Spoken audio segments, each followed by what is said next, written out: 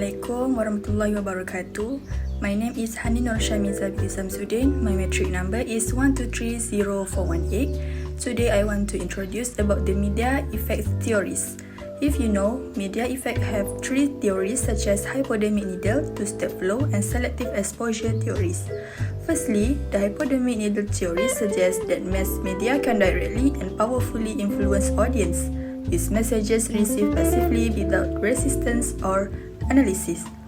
However, this theory has been criticized for overlooking the active role of audience in filtering and responding to media message. Second, the two-step flow theory posits that media messages are initially absorbed by opinion leaders, who then share and interpret them for others, thereby influencing the audience in an indirect manner through social networks. Thirdly, selective exposure means people tend to seek information that aligns with their existing beliefs or opinions and avoid information that contradicts them. Hypodermic needle theory emerged during the early days of mass communication when media such as radio, newspapers, and film became widely used.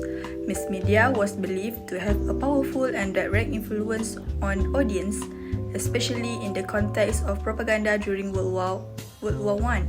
An example of the hypodermic needle theory is the radio broadcast The War of the World by Orson Welles in 1938. The broadcast about an alien invasion was presented like a real news report, causing many listeners to unknowingly believe it was not fiction and that the invasion was actually happening, which led to panic in several areas.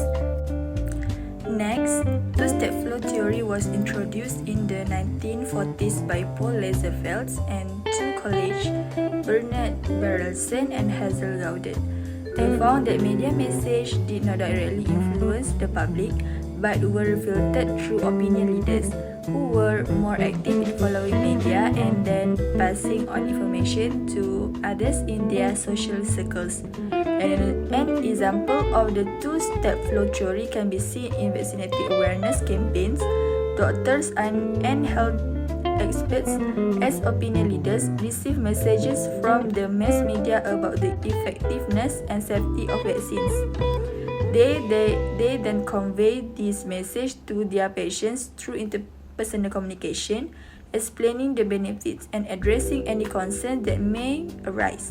Patients who trust their doctors are more likely to accept the vaccine based on the information and confidence provided by these opinion leaders. Lastly, in the 1950s and 1960s, Joseph Clapper introduced the selective exposure hypothesis, emphasizing that people choose media that aligns with their attitudes. The selective exposure theory involves key concepts such as confirmation bias, cognitive dissonance, echo chambers, filter bubbles, selective perspection, and selective retention. These concepts highlight how people selectively engage with information to align with their attitudes. One of the examples for filter bubbles is a user who often reads articles about a particular political view on social media will continue to see content that supports that viewpoint. The social media algorithm filters but conflicting content, exposing them only to information that reinforce their beliefs. Summary of main points are: the hypodermic needle theory suggests mass media has a direct influence on audience. The two-step flow theory explains that media messages are passed through opinion leaders, influencing the public indirectly.